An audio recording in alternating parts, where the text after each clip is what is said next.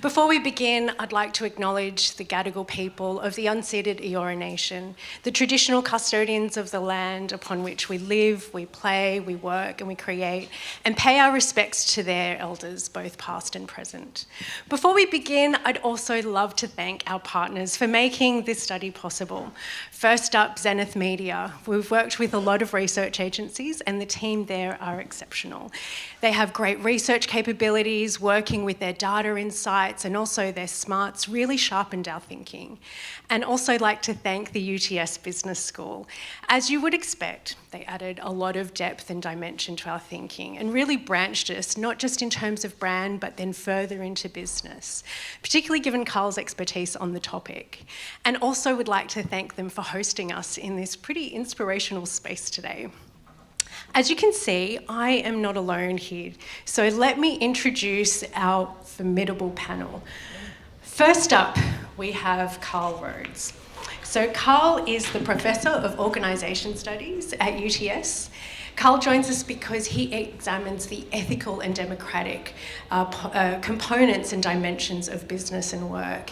If you're interested in this topic, I'd highly recommend you read his book, Woke Capitalism, How Corporate Morality is Sabotaging Democracy, a book that has been launched with great success, not just here, but also in the likes of Japan and Italy as well. He has another book coming out in November called The Myths of the Good Billionaire, which I can't wait to read. Should be an interesting one. Next up, we have Azure Antoinette. Hailing from the USA, she is a commissioned poet, actress, TED speaker, Grammy-considered recording artist, entrepreneur, a diversity, equity and inclusion thought leader, and a corporate advisor. She's a 13-year survivor of multiple sclerosis and a proud member of the LGBTQ community. She's advised global corporations, including Johnson & Johnson, on their DE&I efforts, and has worked with global brands like Beats by Dr. Dre, Lady Gaga, and the Californian Arts Council. She's been commissioned to write or open for the likes of Maria Shriver, Oprah Magazine, and Elizabeth Gilbert. And closer to home, she was a global keynote speaker at Mumbrella 360 just last year. And she also co-hosts a really awesome must-listen podcast called The Antoinettes with Antoinette Lattouf. And last but certainly not least, we have Adam Ballesty. Adam has led the marketing and innovation departments for some of the world's most iconic and known brands. Aussie brands like Dunlop Volleys and Bundy Rum, and international powerhouses like Domino's and Johnny Walker, and also successful startups like Seedlip. He gravitates towards deeply transformative and challenging projects, and on that note, now works with charities and social enterprises to put their purpose in place. And I'm Catherine King, Chief Strategy Officer at Leo Burnett Australia. We're here today because the topic of businesses making a positive social impact in the world has become a hot topic. Everyone loves the idea of us using our forces for good. Whether it's movies making a statement, TikTok creators giving cash to homeless people, or businesses getting involved in the yes vote, it seems like everyone these days, from brands to billionaires, are jumping on the bandwagon of social progress. And when we take a look at, a global context and the shifts that are taking place, it makes sense. Communities are increasingly under pressure. They're increasingly polarised and also increasingly losing faith in some of those trusted institutions that we've held dear in the past. People, as a result, are looking for new ways to actively work towards our social, our financial, and our environmental betterment. But are we doing any good? Are we mending or are we meddling? On one hand, we can see the case for progress. Given the influence that we have, we know that when brands get it right, their impact and their influence can be truly inspiring. However, when they get it wrong, it can be devastating, and it can also really hurt and harm the causes that they set out to help. So, as on the other hand, we have people asking questions. Are businesses and organisations getting involved in these causes opportunistically, simply to boost their bottom line? And as a result of all of this, we don't just see this work in the headlines of marketing media, we also see it in global headlines. And unfortunately, there's not a lot of ethically driven debate or data-driven direction that leaders can really harness to pave a positive way forward. And that's why we've launched the Good Study. So setting aside our agendas, our ESG metrics and our business objectives, we wanted to understand, how do Australians want businesses and brands to do good in 2024? So let's jump into it. So we've got a lot to cover off on the panel. And instead of inspiring you all with 80 pages of the full report, instead what we thought we'd do is pull out 5 of the key points and have a chat about those instead. And the first of those is the state of play. So when we had a look, so this is a biannual study. Last time we did it was 2 years ago. And when we had a look at the number of Australians who want businesses and brands to do good in the world and have a positive contribution, it's actually gone up 8%. So we can almost safely say that nearly all Australians expect this of business. But what's also interesting is we asked who has a greater responsibility for this. And as you can expect, and sorry, I don't expect you to all be able to see the charts and numbers. We will share this with you afterwards for you to go through. But as you can imagine, it's the federal government, it is state governments, it's the media, it's businesses and their leaders. So we were interested then, who do you trust to do good by you? And that's where there's a little bit of a chasm. Say, for instance, with media, 72% of us expect the media to do good by us. Only 23% think that they will. So, although there has been increased activity, this has not translated into increased consumer trust, which shows that we're doing something wrong here. Panellists, over to you. What do you think? What are we doing wrong if there's increased activity in this area, but it's not resulting in increased trust? What's happening here? Yeah, it's really, it's tricky. It's such a tricky, and I think we're all exhausted. You know, I was running with a mate of mine this morning who has had her 9-year-old in bed with her for the last sort of 4 or 5 nights, based off 2 things. One, what happened at Bondi, and they were in the shopping centre at the time, and 2, everything in the news cycle this week about violence against women. And as a 9-year-old girl, she doesn't have a point of reference, she doesn't understand. And she started her school life during COVID, right? So it's just such a tricky thing. There's topic after topic after topic, and as a brand, as a business, at its worst, it can be opportunistic and jump on something because it feels good, or it can be good at its core, and they're different. And I think that, you know, when an airline gets behind something like a yes vote, but at its core has a terrible service and leaves families stranded, and families can't get to pregnant, you know, family members and help or support, or a dying parent or whatever, and we've all seen this play out. The trust is not built. So at the core, there's a problem. And I think that, you know, I was in a workshop 2 weeks ago with a brand that wants to start a foundation. And I think that that is a really good sort of place to come from. But the whole 3 hours, I was spending almost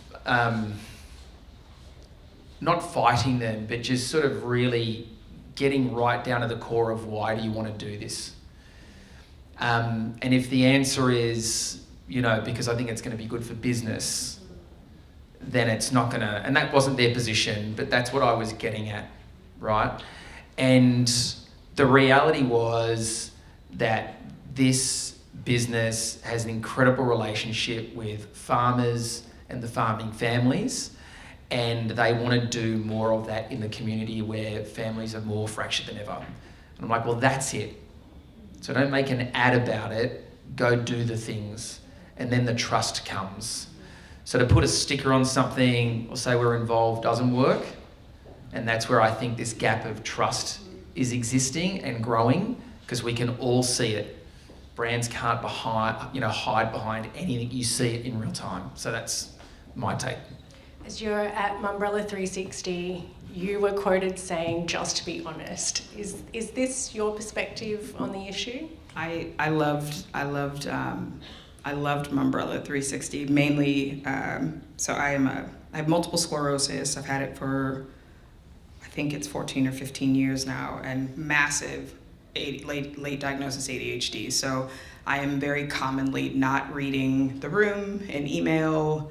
I'm leaving during conversations all of the time, and I didn't know that I was keynoting that day. I thought I was being interviewed. And so my PA came with me, and I was flying back and forth to America every month, and my now wife, I inherited 6 children, and so like things have gotten things have gotten a bit tattered, if you will, and we didn't have a lot to go with in the beginning also. So when Jan Fran introduced me and then walked off stage, I just watched her walk off stage, and I thought maybe she's gonna go get her notes. And this all happened very quickly. It all happened. You're the first audience I've publicly told. My agent was like, "Do not say this out loud. You just got there," and I was like, "Ah, yes, copy that." So then she didn't come back, and then she sat down in the front where no one is sitting here but these 3 brave souls. And I was like, "Oh, all right." And then I looked up at the screen, and it was like keynote, and I was like, "Huh." So that's why I giggled when you said Mumbrella 360, because that was a funny time for me. Yes. Do I think the brand should be honest? 100%. I love the notion that you pushed back on why do you want to do this. More than the honesty, which really had me in a tear because I was just coming off of America's Summer of Allyship, which I lovingly refer to as 2020 to 2021, like sourdough bread and marches. That was a time that was super neat. And what I like to remind my clients in these consulting spaces when they call me in because someone new to the department has decided to have a diversity initiative, I don't ever know what they're talking about. And so they're just like, "We have an idea. So, next month is this awareness day." Good. That's fantastic, Elaine. Tell me more. So I always tell them, understand that not only do your consumers know what's going on, your employees do too. And it feels like such a staunch slap in the face when you watch. I loved what you said about the airline. They were like, "Here's this sticker, and we're for the promotion of this, and that." And you're thinking to yourself, I have been treated so poorly as a customer there. How incredible that they've written this new ethos and put it to a really beautiful stock image and laced it over with some royalty-free music. And so now I should know that we should all get on side. And so I constantly remind them, like, we know as a consumer, your employees are also well aware, and if anybody pulled even an iota of your data, it would not suggest that you're any of these things that you purport. So I would love if they're not going to be honest, then at least respect us as living human beings that can process basic information, TikTok or not. That would be a good place to start. Yeah. Sorry about the speech thing, if anyone was at Mumbrella and I worried you. We did great. I think it went well. It went well. Yeah, I thought it was great. Carl, I can see you've been writing notes. I was thinking, another way of interpreting this, I think this kind of chasm between expectation and trust. There is a positive element of this, and it means that Australian consumers, who by the way are also Australian citizens, it's not always about brands and consumers, the bullshit detector is working really well, right? Australian people aren't fooled by brands that are going to put lipstick on a pig. It's still the same pig. And if you look at the trust in business and look at the low levels of trust in business today that's revealed here and in other research, there's good reason for it. I mean, look over the last year or two, or even right now, go to the Senate Commission where supermarkets are being questioned about price gouging and profiteering. I mean, not to mention exploiting the people further down their own supply chain and doing it. You know, there was a new word that became popular last year, greedflation, the idea of inflation fueled by corporate greed. You know, look at mining companies blowing up sacred indigenous sites. You know, we saw PwC last year get in a whole lot of trouble, quite rightly so, for double dealing the government on tax policies. You see airlines mistreating both customers and employees. The lack of trust has been well earned.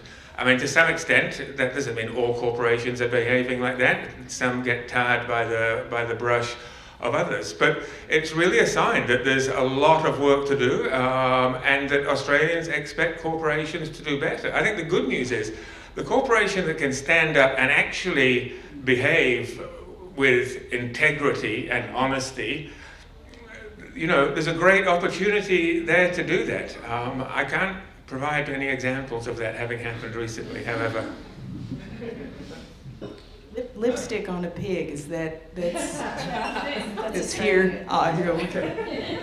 I'll add that to my list. Don't worry. I do have so many questions, none of which have to do with anything we're talking about today.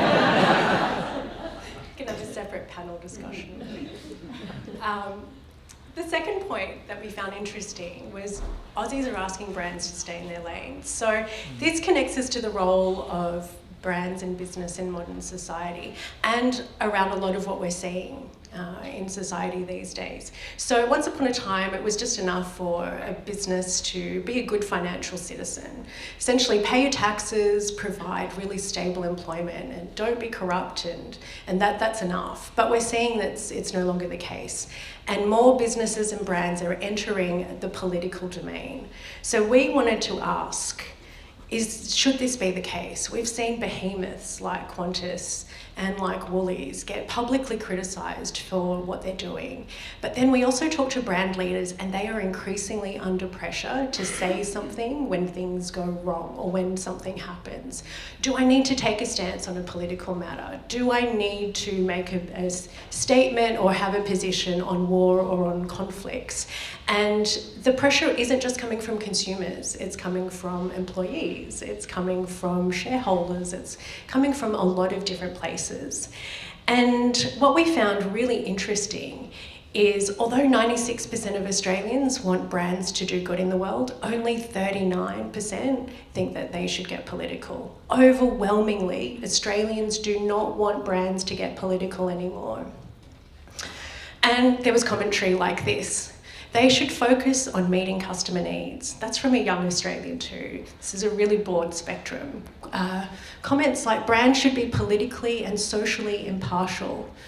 People are over brands being woke. When brands become political is when boycotts happen. I don't think they should be political. So there's lots of this commentary coming from all sorts of age groups across all of Australia. And interestingly enough, 50% of Australians said that they would actually boycott a brand for their involvement in a war or a conflict as well. So you can see there's a lot of tension and a lot of commentary coming through. But they also want, as I guess what we were talking about, brands to be really authentic. So again, only get involved in these issues, 50% of Australians, if it reflects your purpose, if it reflects your values. What was interesting is also looking at this from a broader perspective. KPMG did a study last year and found that only 44% of Australian CEOs think that the public are looking towards them to take the place and to take the lead role from governments in societal challenges. And in fact, half were prepared to divest well-performing but socially contentious part of their business. So this would suggest that Aussies and Aussie leaders want brands to stay in their lane. They don't want them to get political. They don't think that they need to take stance. So I think we could have a really interesting perspective. Carl, given your work on this, Azure, given the activism that you take, do you think brands should just muck in and help because the need is great? And AB, do you reckon CMOs and brand leaders will be a little bit relieved to hear this? Over to you guys. Carl, let's kick off with you. Thanks. in many ways, I found the results of this study, I was very happy with them, not from a technical point of view, but I was very happy to see that Australian consumers care about things like whether corporations pay tax, whether they offer decent and stable employment, whether they pay people well, whether they offer decent goods and services. And those are the real contributions that businesses make to society, not making,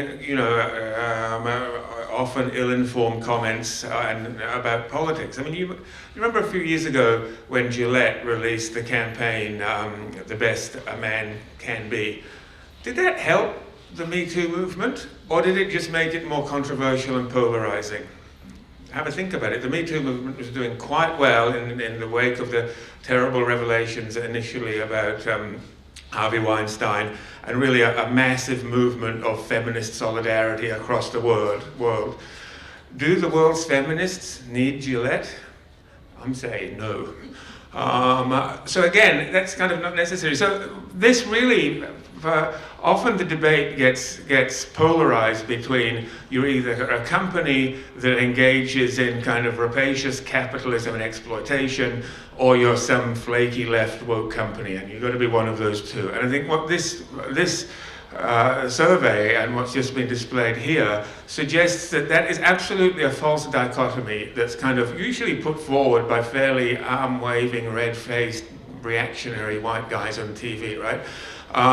Who want to, or politics, who want to make these kind of statements. But that's not what people actually want. That is not the division that people want. People do want companies to do good, but what constitutes the good is actually behaving like a business with integrity. And that's an important finding. And in many ways, given this is an Australian survey in particular, it harks back to very traditional Australian values of Australia's never fully lived up to them, but values of a fair go and values of, being down to earth and honest.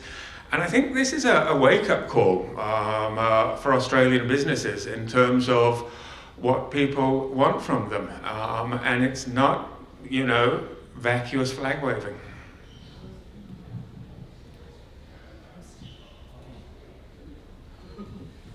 The short answer, should brands, get political? The answer is fuck no. But I'm going to sort of put the politics to one side with a caveat. Say that you're in, Sydney in the mid 2010s, and there's been isolated incidents of violence late at night, and they create lockout laws, right? And I was working in the booze industry at the time, and you can talk about, were they effective? Were they just pushing it out to the suburbs and, whatever, blah, blah, blah. But say you're someone like Justin Hems, who's probably got 40 or 50 venues within that sort of circle. That's a challenge for him as a hospitality owner. And he turned into a lobbyist. He was sitting in these think tanks, he was sitting in rooms consulting. And that was about his business. So was he being political? Yeah, but he was also being an active member of the community and a business owner who employed a lot of people. So he has a role. So again, to being honest, being authentic and all that sort of stuff.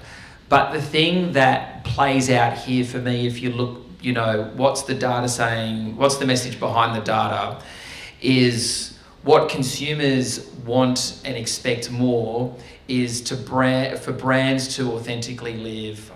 I didn't want to use that word today, but I just did. It's all right. Yeah, I used it. It's all right. I can't take. Can we edit that later?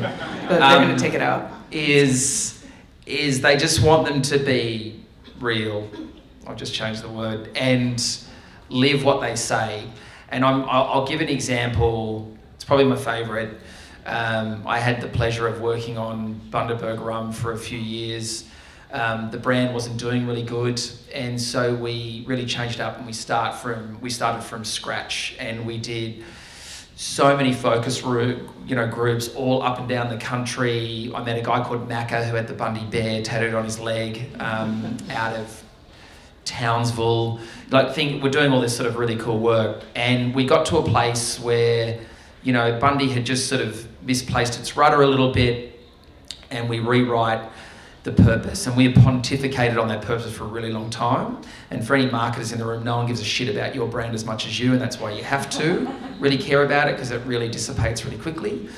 And it got to a fascinating place, which was, Bundaberg rum exists to celebrate the best of the Aussie spirit. And I love that line, I love that sentence, and I had nothing to do with it. There's a lot of smarter people in the room that wrote it, and I'm happy they did. Fast forward, and there's a little surf contest going on at J Bay. There's a surfer by the name of Mick Fanning, and a big grey shark comes and tries to get him, and he punches it in the face. And his mate, which not everyone knows, Julian Wilson, starts surfing towards the problem to help his mate out. And to celebrate the best of the Aussie spirit is celebrating mateship, right? It's a big Aussie sort of part of who we are. And the brand team got onto it really quickly, and they were doing limited edition bottles and sending it out to the surfers, and it went viral, and tick, tick, tick, all great. Bang. Why did it work? Because we were living our values, we were living our purpose, and it worked, right? And the bullshit radar is on, and it's real. Fast forward again, not too far down the track, again, sorry, it's a sporting story, but it works really well, is the Australian cricket team playing a test against South Africa. A couple of the players bring out some sandpaper and start, interfering with the ball, and they get ousted. And really quickly, the team got around my table and right, what's our role? What do we do here? What do we say? And the guy running the brand now, who's the marketing innovation director today, a guy called Hayden, he said, no, we're about celebrating the best of the Aussie spirit. This is the worst of the Aussie spirit. We shut our mouth, and we did. We didn't say a thing.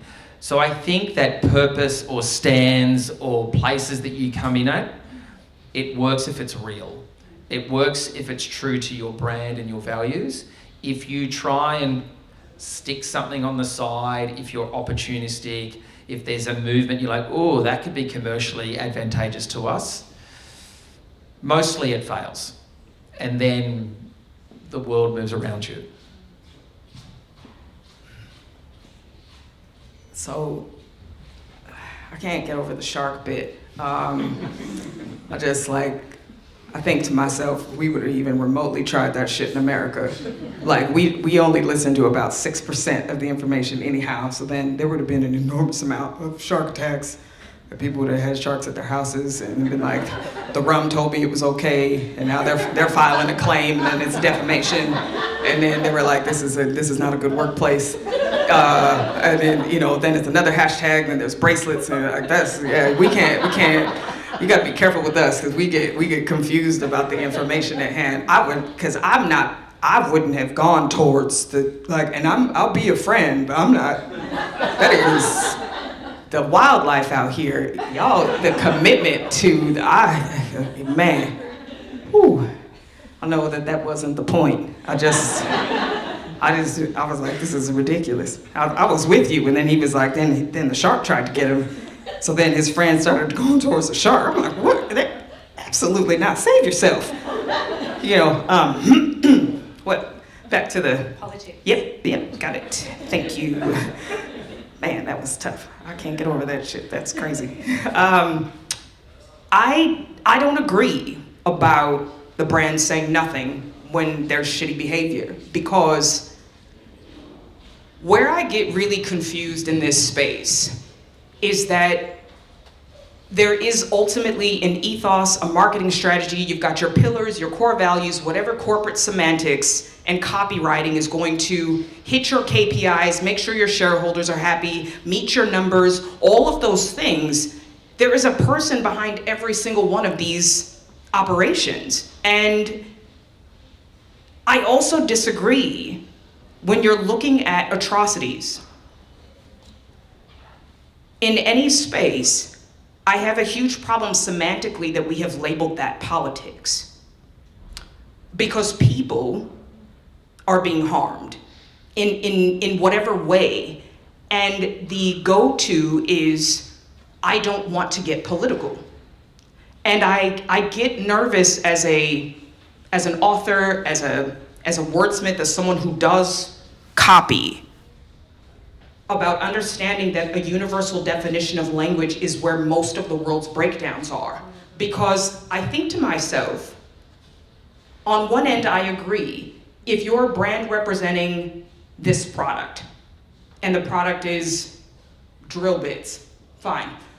I wouldn't say as a consumer of DeWalt or Milwaukee, you're looking for them to then get in the ring or toss their hat in about breast cancer diagnosis, or we need to talk about something that feels completely separate from that offering. But those people that work for them, their consumers, their employees, they may have someone that is ill. They may have someone that is at war or has been lost or has come home harmed. And you think to yourself, when you have to wake up every single day and you go to work, whatever that means in your structure that isn't entrepreneurship, or you're not at the high C-suite, right? You're walking in and you're working to pay for the dream. And if you're someone that has been affected by something that you've seen in the media, or you know real time, and you go into the office, you go into your warehouse, your place of business, and it's just all business as usual, you as a person receive that as not being seen, or that they don't care.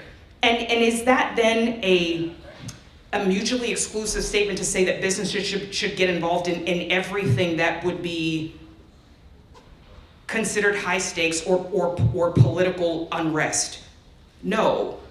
But then do you as the company have the human resources, have that space for an employee to say, this is happening with me, and I really don't think I can be here today? And do you then have that department infrastructure that says, we completely understand, not only are we not going to marginalize you for that, we're not going to make you feel bad, we're going to tell you that we see you and take all of the time that you need, whatever that means, right? Like we saw a brief glimpse of the entire world finally understand what anyone with health challenges goes through on a regular basis, being immunocompromised. We saw the world finally take notice of being like, you just can't do it today. And then that stopped. But I guess a business supporting its employees is quite different to a business broadcasting about it getting behind a cause. Do you differentiate between the two? Yes, I do. It's just that there have been some things in recent years that have been so massive for people that have been affected, and those people would be represented in their employee base, and it would feel difficult to walk into a structure where they didn't make a statement. And I'm not saying that about everything. I'm not saying every single thing that pops up in our eco space around the marketing machine of what we all know, social media and the internet, and how fast all this information is getting out today. But it is difficult. It is difficult from a consumer perspective, from an employee perspective, to figure out then where is that compassion? Where is that social and emotional wellness and learning and empathy? Because every time we have a mass murder, it's all everyone wants to talk about is whether or not there was enough mental health, and are you checking in with everyone? I guess the language that you're talking about is interesting. I'd be keen to get your perspective, Carl, because you write and think about a lot of this. How would you define what's political and what's not within this context? It's hard to draw a division. I mean, to some extent, it's all political. In different sorts of ways. But I mean, there's a politics that's involved in attaching oneself to someone else's social causes. You know, Gillette, that's the one I gave, or Bud Light would be a more recent one. I mean, you know, again, you ask, did Bud Light really in any way positively contribute? Yeah, no, we definitely, Bud Light should definitely not. They should have a seat for sure. Yeah. 100%. Yeah. So, you know, they were kind of capitalizing on something they probably thought was a done deal, and they just probably had bad market research, right? I mean, that's the best you can do. So there's that kind of politics. But anything that is economic is going to be connected to the political in some way. And I think part of the issue here is that the kind of debates we hear are all about corporations that are, supporting LGBTQIA plus rights, for example, or climate is another big one, and a whole variety of issues around sexual and domestic violence. Really important social causes. But not necessarily individual corporations, but what the corporate economy is driving more than anything else, and it is getting worse and worse and worse, is economic inequality. I don't see any woke corporations calling out the need for stronger trade unions. I don't see any calling out the need to control the ridiculous excess of executive and CEO pay. Or inequality more generally. These are off the cards because it's not in the self-interest of powerful elites within the corporate world. And if we look at the corporate economy more generally, what is it driving at the moment? It's driving economic inequality, the vast expansion of the billionaire class globally, ridiculous levels of tax avoidance and tax evasion. And these are core elements of, gender pay gap as well as various other pay gaps around. These are the realities of what the system is producing. And no single company engaging in any do-gooding activity is going to change that. But what we need is more fundamental changes that can align a capitalist economy with a democratic society instead of the capitalist economy driving the society. And I think things have turned around in my lifetime, really, adult lifetime, over the last 40 years. These things have turned around. And that's fundamentally what none of this corporate politics is involving. So it's much more interesting to see what's not on the table than what is. There's a thing that they call, what do they call it, where you get the dead cat politics, right? Where you get a dead cat and you throw it on the table and all everyone can talk about is a dead cat because it's a bloody dead cat. And you forget about everything else. So is wokeness then just a dead cat that's preventing the discussion of the much more fundamental forms of inequality that are driven by class, that are driven across race, that are driven across gender, that are driven geopolitically, which to my mind are the problems politically that are not being addressed. Can I just say one more thing on this? Which is around broadcast versus impact. And so, brands have obviously got a great platform and they've got a bigger voice than most. And so, adding shareholder value, you've got to be careful with that. It's got to be real, all that sort of stuff. But it doesn't prevent them having impact. And when I started at Domino's, one of their values, which was my favourite, was we do the right thing because it's the right thing to do. And if you look at, say, the Domino's workforce, the majority is aged under 17, and youth depression, suicide is a pandemic of its own in this country, and they have a foundation and a fund that sits in the background that comes out of the sales or from a certain day, and it does raise awareness around the fund and the foundation. But what it does is it has really great impact with the verticals that it works with, like Lifeline, and they've been able to pour money into it, and so they can have people on the phone for longer at really high risk times, which they weren't able to, or you couldn't get through the phone. So I think that's where a power of a corporation or a business or a brand goes into a different gear. It's about impact, and it's not necessarily going, we're in partnership with Lifeline, get 10% off a pizza. You're like, that's not what they're trying to do here. And I think that's really powerful. But that's actual lived advocacy and not performative allyship. And what we're seeing today is exactly what you said. They're like, and if you do it now and put in this code, no more, then we'll send you this thing, or you get additional. It's all revenue based, and that's that kind of interest from a larger constituency when they say, we know that this is going on, we stay purposed to know that this is going on, and we're going to keep doing this whether it's popular or broadcasted or not.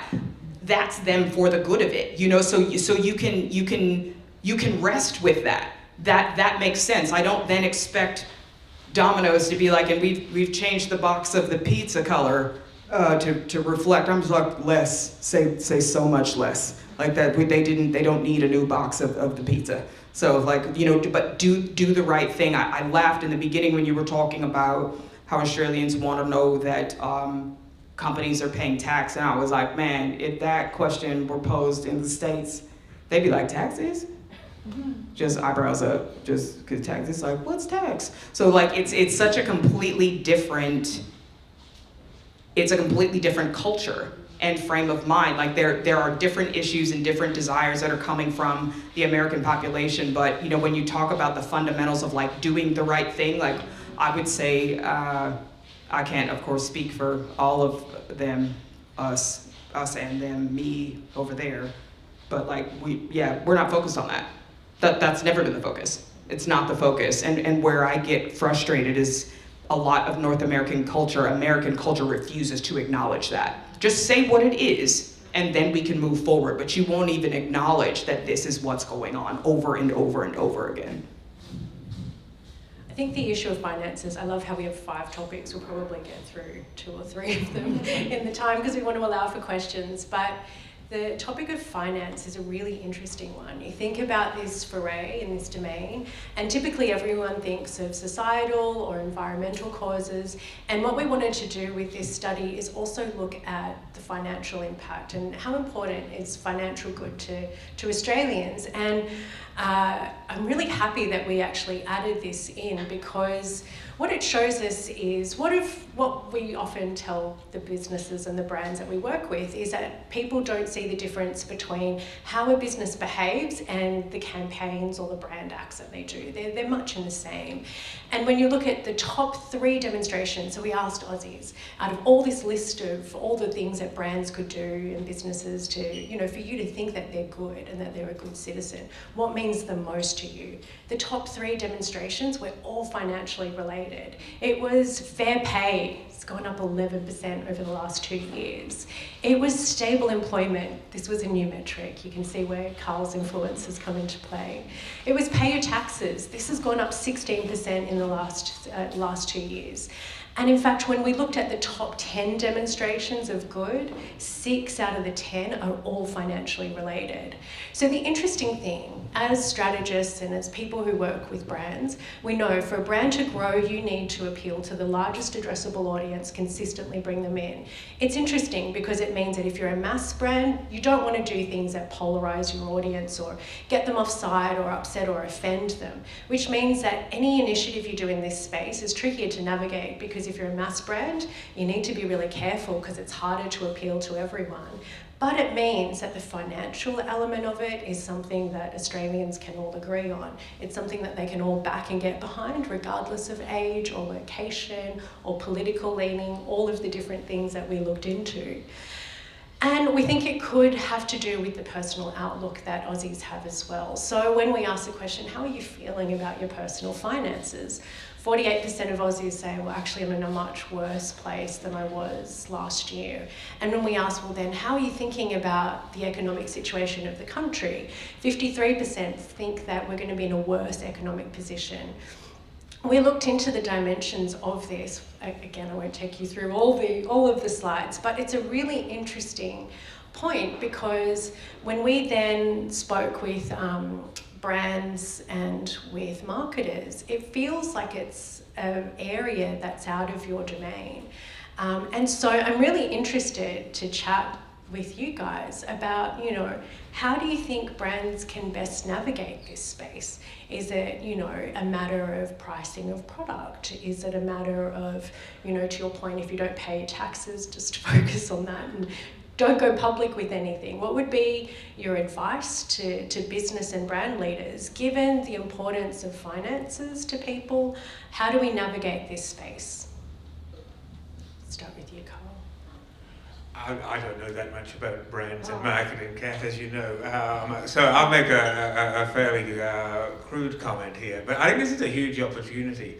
Can you imagine a brand, a large corporation in Australia, coming up with a marketing campaign that says, we're really a good company because we pay tax fairly, we treat people well, we pay them well, and you know, we generally behave with integrity. Firstly, you've got to ask yourself, are there any Australian corporations who could say that with honesty?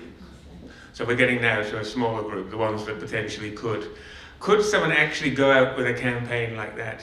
So for those of you who are in the you know, advertising agency or working in corporations, that is, from my naive perspective, the challenge I put to you. Pitch that to one of your clients and see if they go.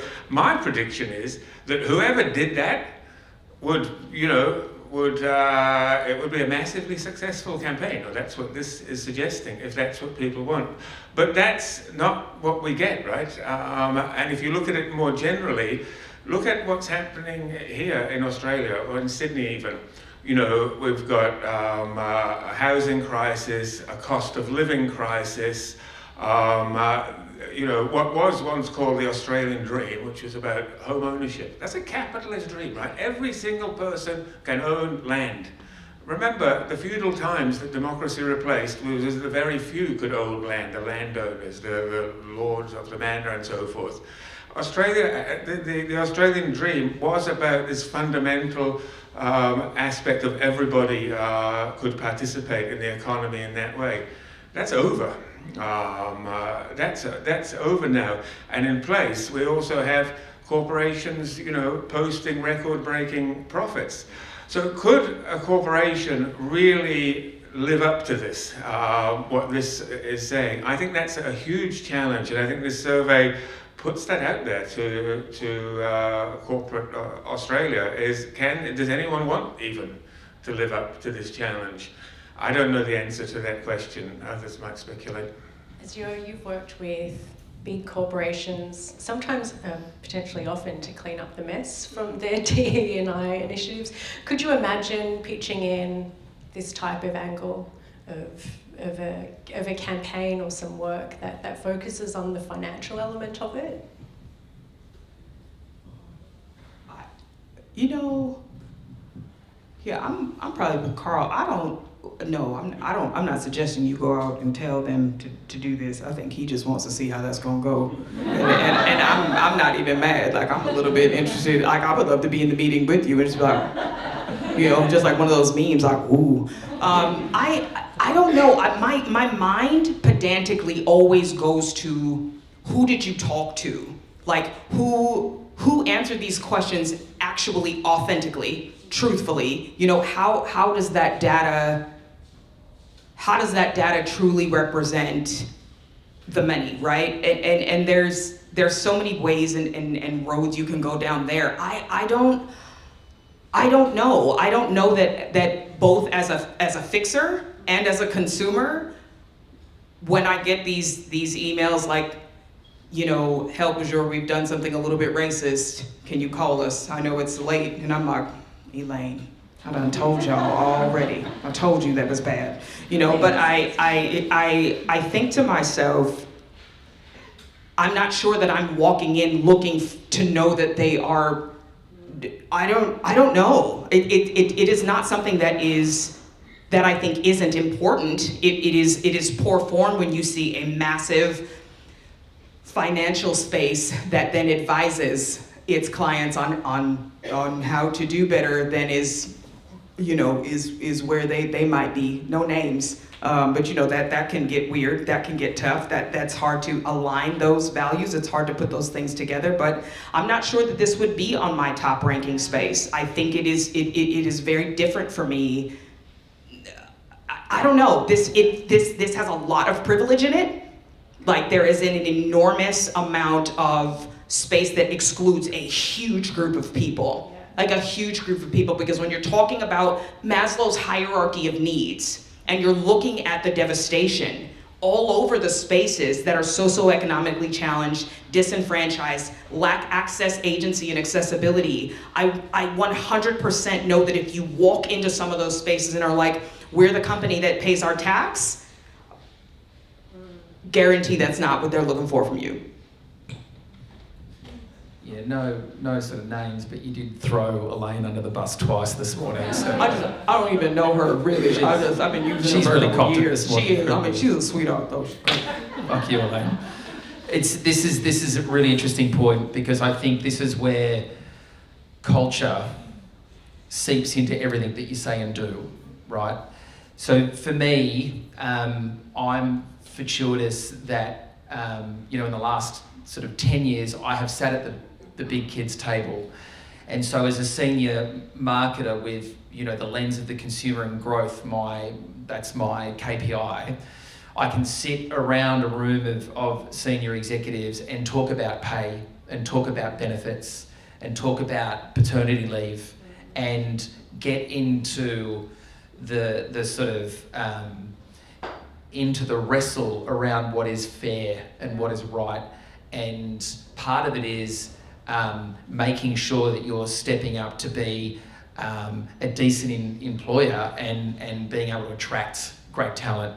That's all really important. If that conversation is not happening, then things start to seep into other areas, and that's dangerous. And as a marketer, one thing that you are in control of with demand is pricing. Yeah. So you can imagine being in a culture that's a bit shit in this, and we don't have to pay them, it's fine, and whatever the basic need is, we'll just do that. And then inflation hits you between the face on raw goods, on transportation, on wages. And then what does that look like, and how do you pass that on to your consumer? And do you know who will tell you if you've got it right or wrong? The consumer. And this is where it gets weird, because I think I can get really weird here, but I'm going to try not to. But we start to talk about businesses, employees, and corporations and brands differently than consumers, whereas we're all just human beings. But the corporation, when it was invented, had nothing to do with the human being. It had everything to do to protect the human being if they got it wrong. And you're like, you can't touch me, right? So now there's new governance around boards and all that sort of stuff. And this is where it plays out in front of us right now. When your culture is challenged, or you're not looking at the things at a base level, your brilliant basics that need to be right, then you are in a commission and you are being asked about price gouging of the two major supermarkets, right? And how you're treating farmers and the price that you're squeezing them at, and then the margins that you're making. All of a sudden, the balance is really out. And it's hard in Australia because it's such a strong duopoly, and we're a bit lazy, right? So we're like, yeah, Woolies, that's a bit rough. Fuck, I need milk. Woolies Metro's right there. Do you know what I mean? So we fundamentally like, oh, it's a bit rough, but we don't change behaviour enough, right? So the only way that they truly change is if we go, fuck off. Like, that's how it works. Yeah. So, but I think, to circle back on it, the culture at the top, at the head of the snake, needs to be great, and it needs to be having this positive collision, these hard conversations, and they're hard. I have sat in rooms and looked at maternity into paternity leave and the impact that has on the bottom line, and therefore, if we don't grow at this, that whole group doesn't get a bonus. And that's this cycle, right? And so that's really, it's tricky, but the ones who get it right, like Patagonia was giving childcare in the 60s. Not because it was, they're great employees and they're gonna leave. No, we want these people to stay here. How do we help them, right? And then you're in the right conversation. And then it's almost like your radar or your compass is set in the right way. It's interesting. So pricing is definitely a lever that we can look to draw upon as marketers or as business leaders. But we also have a challenge we've got to throw down from Carl in terms of possible future campaigns as well, don't we? A quick comment on Patagonia. Another interesting thing that they did is that if you're an employee of Patagonia and you got arrested for climate activism, they'd post your bail for you. It's a Carl's he's coming in heavy today. He's like, oh, here's what I want y'all to do. I want you to go back to your clients, and after that, I like it. I'm with you, Carl. I like it. We've got a new pitch team. There's a client. We're here all week. Tip your waitress. Yeah, Yeah, good. if there's a client out there that would like us to pitch to them, we've got some ideas. If you want to be in the audience, that could also be open. I'm conscious of time. We did promise some time for questions, if anyone has questions. So I guess if we want to open it up, I got through 3 of the 5 points, but there's so much in here in this report. This report is an act of generosity and thought leadership from Leo Burnett, so we're opening the full thing up. It will be available, I'll email it to you after the session, but you can download it from our website from Monday onwards when this all officially launches. But we want to inspire more discussion and more talks like this on this topic because it's nuanced, it's complex. You can't have a one-size-fits-all sort of convenient solution to it. Yes, so I guess it's available for download, but we've got this excellent panel here. I can see we've got mics, so please raise your hand. Thanks very much, and thank you for hosting this discussion, the survey. It's very difficult to find, as you said, a nuanced discussion on these sorts of things. It can be quite a polarising one, so I'm really looking forward to diving into the survey. Could I ask you just two brief things? One, you mentioned the example of Qantas and a company advocating for an issue when it might also be not performing a core duty particularly well, and the hypocrisy or discrepancy in that area. Can I just understand, are you suggesting that it's when companies are failing at a poor thing that they can't advocate on a social or political issue? Or are you saying, irrespective of whether they happen to be failing on that, they should restrain from getting involved in contested issues, irrespective or not, or whether they're failing on one thing? And I guess connected to that, which is a bit of a counterfactual scenario, would we be having this same conversation if the voice vote had passed? So in other words, is it just the consequence of it not working that now we sort of look back retrospectively and say they shouldn't have done that? And I guess to extend that thought, would these same principles apply to a previous issue where Qantas and many other corporations were actively in support of and did pass marriage, on gay marriage, marriage equality? So how do our understandings affect those 2 previous issues? That's one thing. The second thing was we talked about the importance of aligning with values and how values not be sort of authentic to values when it comes to these sorts of things. I wonder about the challenge of that though when it comes to dealing with these sort of hot button external events or issues, because values typically in companies are so generic and vague and broad, right? They sort of encompass how we do things around here. But when a company takes a stand on an issue and ties it to a value, it tends up restricting that value to a particular contested notion, and that can sometimes ostracize employees and fire them up and get them all sort of agitated. So I'm wondering about the limits of, I guess, values or authenticity when it comes to issues beyond the company as well. Thanks. So we had a bonanza of 3 questions in the one there. So maybe we'll tackle the first one, which I hope I'm going to paraphrase correctly, is do you need to be perfect to be able to act in these spaces? So if you're failing on a certain kind of metric, can you then speak up and do something about it? That'd be correct. Great. Yeah. I'm going to go to AB because we had this conversation just a couple of days ago in prep for this session. Yeah, so perfection versus action. And I think, you know, the Qantas example is a great one. They were getting, and so were a lot of, probably driven by News Limited, but they were getting a lot of flack on the way into that, not just because it failed. And I don't think anyone sort of sat there afterwards and I told you so, you know, you shouldn't have been involved. It's just an interesting case study in that you're doing the, hey, look over there's the shiny thing, and then over here, you know, and that's what all I was saying is that's what people were looking at, right? It's like some of your base metrics are challenged and you're spending a bucket on this. So it's a really interesting perspective. I have probably an evolving view of that. I think the purist would have said no, like do that well and then you get permission to play. But that's not the world that we live in. And I think Netflix, better than anyone, has taught us that there's no such thing as a villain or a hero. Like it's all mixed. Like go watch, you know, Billions or whatever it is, and who are you backing, you know, and they're doing good, but they're doing bad. And I think brands and people are the same, right? We live on this spectrum of doing the right thing or the wrong thing. And I think that where this view came from is I've been hanging out a fair bit with this team that build out a conservation fund, and they take money from brands and they pour it into really great, conservation initiatives. And they've copped a bit of flack because they're taking, money from a company that might not be doing great over here on this issue. And their view is, yeah, but like it's not zero either. They are trying to do something.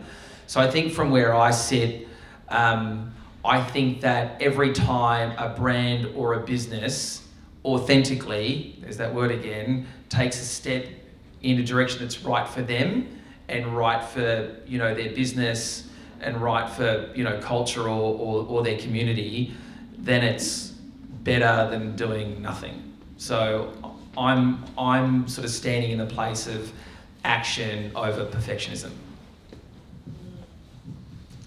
Does anyone else in the panel want to have a crack? I think that there's the other issue too, is about whether it involves hypocrisy or not. And I think that's kind of one of the things that people will look for in these actions, is these so-called actions, not because of an organisation is perfect, but is it doing something that smacks of hypocrisy?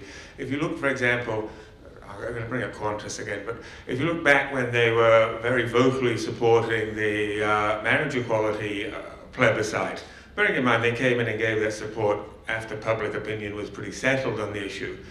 And so very vocal support there, but meanwhile Qantas was also operating through travel hubs, making a lot of money, choosing to do business in countries where male homosexuality was punishable by death.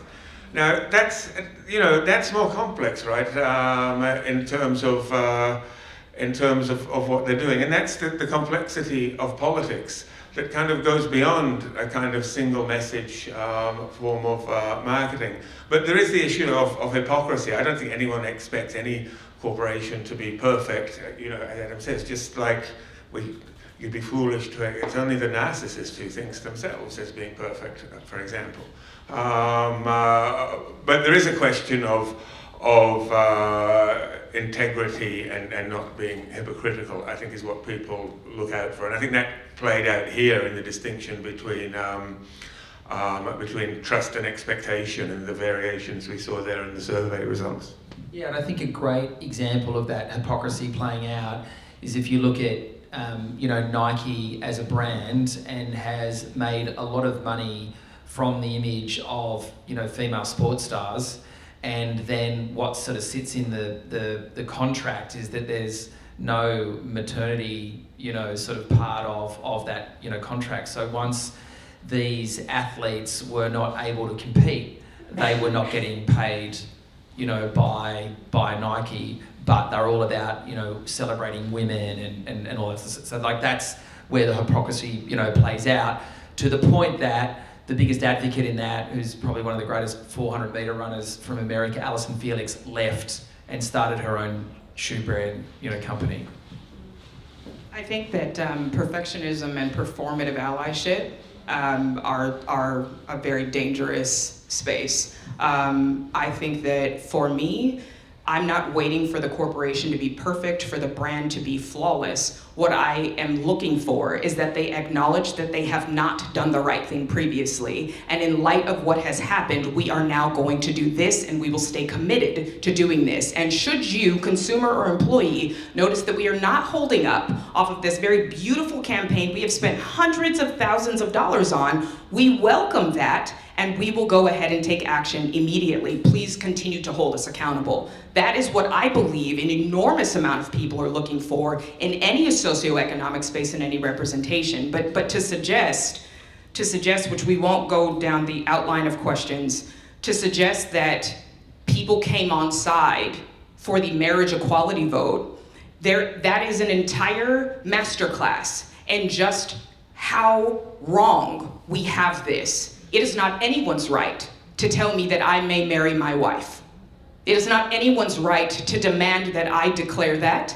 And I am not here to disrupt any home or any workspace, it is not your right to vote on whether or not I get to have the very thing that every single person in the world should be entitled to. And so the fact that we cannot remove the semantics of that, and that people are like, oh, but I voted yes, I think that's great, and love wins. I don't know that it does. I still have to apply to adopt a child should my wife, through IVF, give birth to a child that I funded. It could even be my egg. That's a whole other conversation, but it's not popular to discuss it because we want to talk about the politics of the human experience. And that, for me, is first and foremost why for 20 years I have been working in advocacy, because we get stuck on sound bites. People get stuck on campaigns and affinity days, and for any person in any marginalized community, be that a woman, be that someone that is underserved, be a First Nations individual, be someone with accessibility issues, to constantly have to ask the majority, is it all right for me to exist? That's a problem.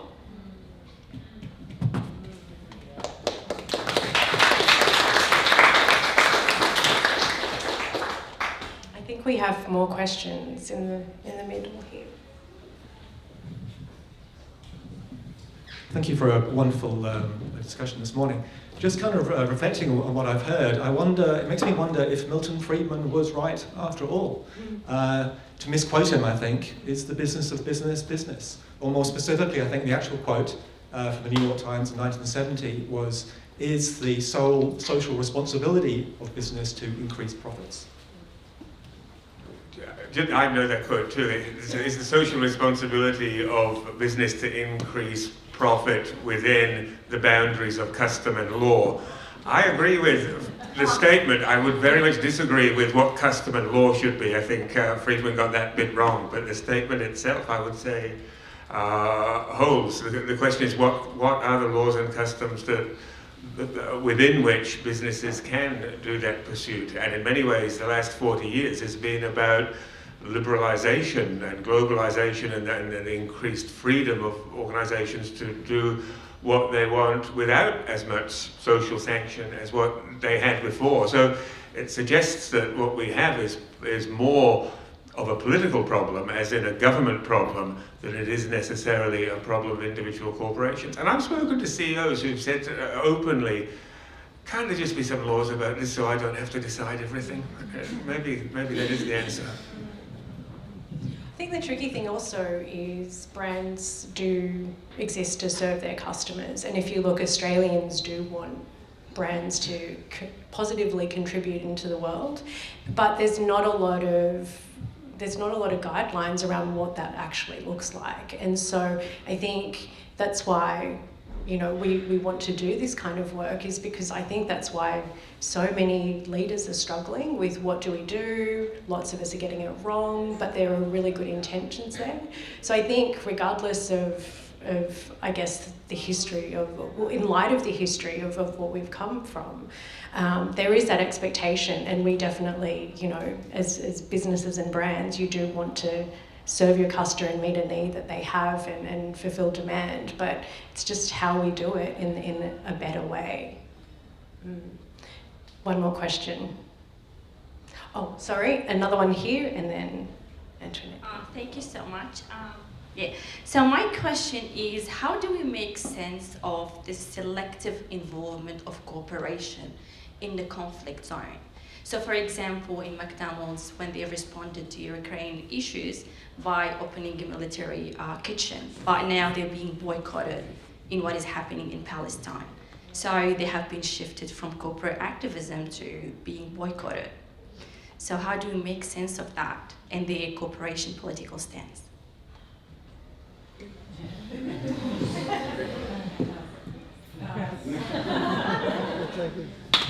Thanks for that question. Thank you so much. I know we're also thankful. Nope, he's like, no, huge, no.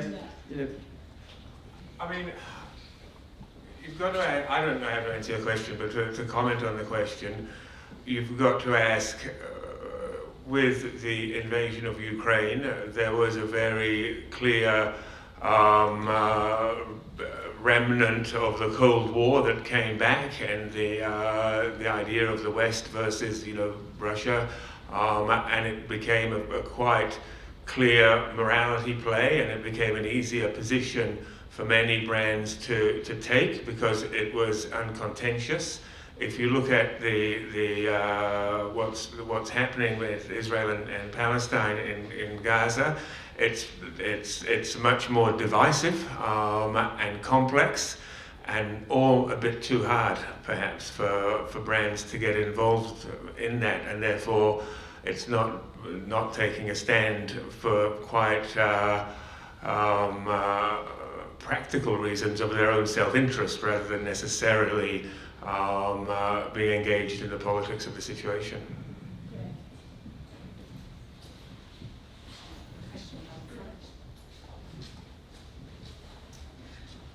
I'm just going to add something to what was said about McDonald's. I think the difficulty there would be not that the conflict is necessarily more complex, it's more that it's harder to take a stance when the global south or Western countries and governments like our own have taken a side. I think that's probably posing a challenge to corporations who feel that they may want to do something that the broader Australian population wants, but it's at odds with the powers that be. But that is not my question. My question is, thank you for your contributions and for the study. And I do wonder if there are going to be a whole bunch of executives, all called Andrew, who are going to look at this and they're going to be relieved because they're going to go, see, that D&I stuff and all of that woke and political stuff, let's just get back to doing things the way they were. Rather than the reflection being, how and why have we approached this wrong? And your response was, yes, we should definitely stay out of politics. And it's like, well, what is political and to whom? Rather than be like, well, Qantas, we got behind Pride and we did all of that, but then we got rid of all of our luggage handlers, underpaid them, lost your luggage and stuffed up in a lot of other ways. So rather than reflecting how and which causes they champion well and authentically, there's that word, they're going to be like, well, let's get rid of the D&I department and let's get everybody who looks the same in the room to decide in Bundaberg rum style and approach Bundaberg rum to every brand and every consumer rather than go, okay, we're doing this wrong, but it still matters. How do we do it well? It would be to fail if that was the response to the report. If anything, one of the things that Carl and I were chatting about just yesterday is the report encourages businesses to get the fundamentals right before they start doing any of these additional activities. So lots of things in terms of like making sure you pay people fairly, like you are not corrupt, and like you've basically got your house in order first, and then be selective and considered about what you do, and don't just think you can do whatever it is that's the flavour of the day because you think that will help your business grow, because it's not the case anymore. And so if anything, the point is make sure you've really got your house in order, and because people don't differentiate and they don't discriminate between brand behaviours and the brand acts. But then know who your audience is, know why you're doing it, know if you have a purpose or not in whatever form that takes, and make sure that it is considered, because you can't just do anything these days and think that it's going to grow the business and everyone's going to think you're wonderful. No, I understand. Just in terms of the kind of the headline or the top line, that figure, I don't remember what it is, sorry, my mic is off.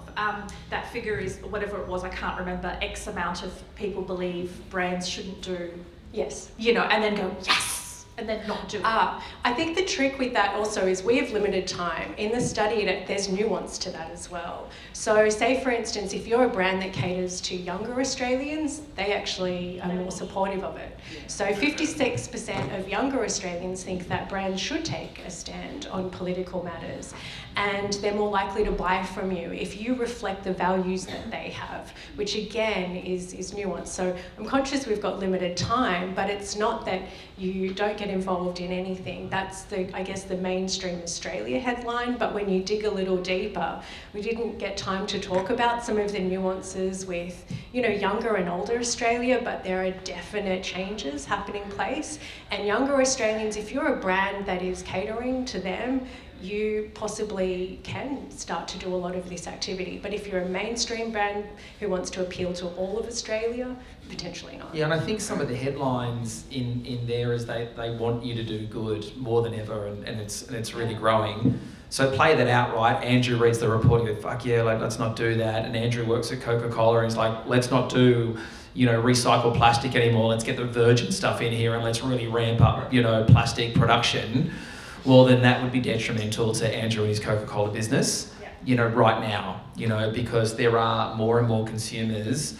And I call them label turners, right? If you think about packaged goods, they're turning around and like, where's it sourced? And there's more and more of those.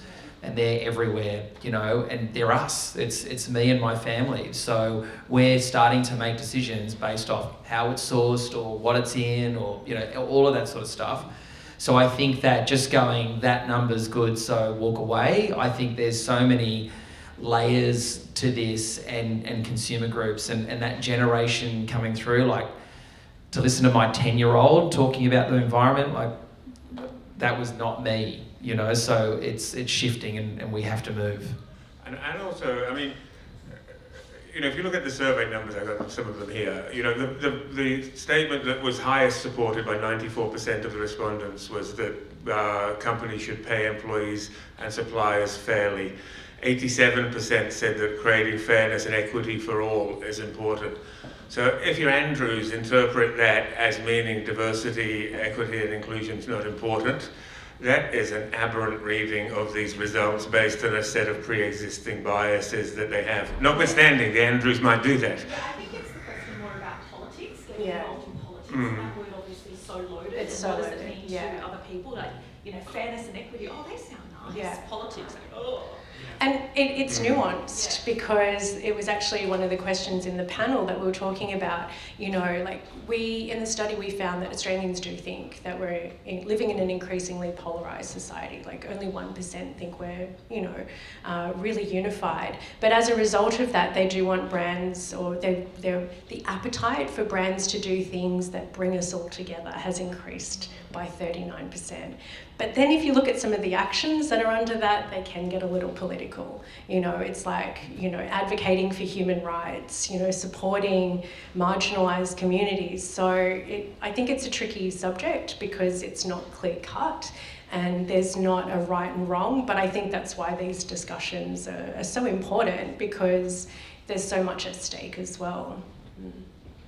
But with that said, also the study does say that if you do have your house in order and you do this stuff right, it can be a huge differentiator for your brand. 88% of Australians would tell another Australian about your product or your service. So if you get it right, the upside is also tremendous. So hopefully Andrew reads that, sees the potential growth that could be, dangled in front of him, and want to do as Carl was suggesting and get that real competitive advantage.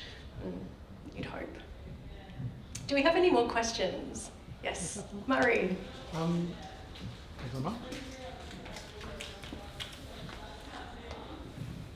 I just wanted to touch on sporting organisations, which ultimately are brands. And I just think about the AFL this weekend. They announced that they're going to have a moment, a reflection of support of women and supporting women in violence and victims. And I just think that's one initiative, but how far does the panel think they should go? And I'm thinking of some other examples, but should they actually have advertising campaigns? Should they have a round that raises money to support foundations that support women? At what point, do you tip your toe in, or do you tip out? And there's also some conflictions that they've got as well, because they've got a current player that is under suspension, is going to go through some self-education, and then next year potentially will return, that is actually has been convicted of crimes against women. So I think, there's that consistency playing out as well, and that authenticity. So I'd just be interested if you were kind of advising the AFL, what would you think they should do and how far should they go? And on that, they've got a senior coach who's talking about a player that should have another go, because I've known him since he was 14 and he's a good guy, right? So isn't that fine? So they're challenged, and I'll give you some stats, right? So at the Maroubra Saints under 12s last year, 47 girls registered, 15 boys. So the AFL have got a commercial problem if they get this wrong, as well as, here's the thing that I was trying to get to. We see the AFL as this thing that sits over there. I see as the AFL as the field across the road where I coach my daughter and her 46 mates, right? Where it's just the AFL is that and that. So they have to go as far as we need them to go because they've got the platform, they've got the voice, and they'll do it for Anzac Day, they'll do it for the Gather Round, they'll do it for the Indigenous Round. They've got another big play here because commercially, it's the fastest growing part of their sport. It's also the other half of the population in the world. I don't know how much clearer the opportunity and obligation and compulsory demand would be. The disparity in women's sports,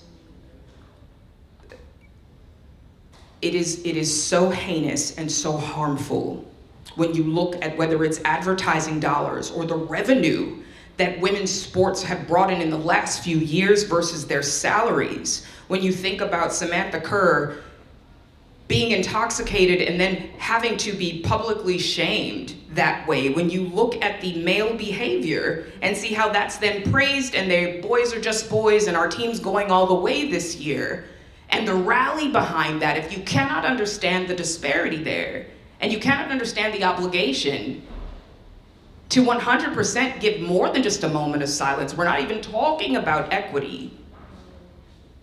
It's not a question, because I have 4 daughters, and you have a daughter, and they're women and girls, and the fact that we still can't find the very basic through line that half of the population is struggling, be it the first day of Domestic Violence Awareness Month or what has just happened. I spoke at the Sydney rally. I flew as a 3-time rape survivor and spoke in Melbourne. I saw thousands and thousands and thousands of people, and I'm still getting messages from women who have never come forward about their stories.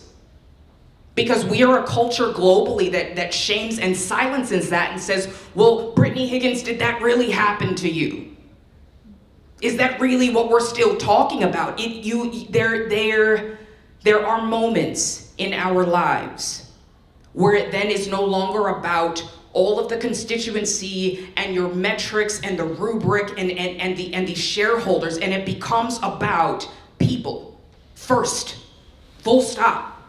And we have to engage that as much as we want to engage AI and ChatGPT and being in 7 places at once. The human condition is at risk, and that has to stay first and foremost. And when there is something as cavernous as what is going on that we are witnessing here, when my makeup artist, who has been a friend of my wife for years, is the best mate of one of the moms whose lives was taken in Bondi, when I witness what is happening around the conflict in Gaza, I saw a goer in Sydney walk right up to the organizer and say, you shouldn't have had a Palestinian woman on the stage today. That's not what we're here about. We don't want to talk about that.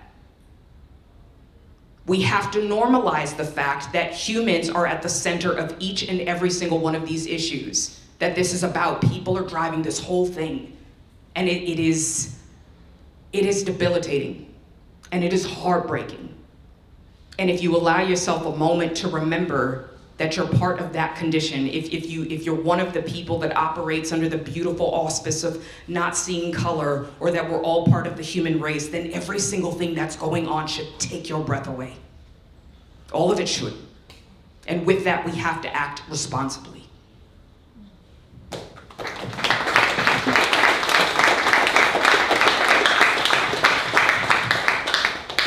I have just very poorly realised the time. We've got half an hour over, so I guess, Yeah, finishing at 12. But thank you so much for coming along today. We're around if you'd like to have a conversation, if you have more questions. If you'd like to know more about the study or anything around it, then please contact us. And thank you so much again. And let's thank our wonderful panelists.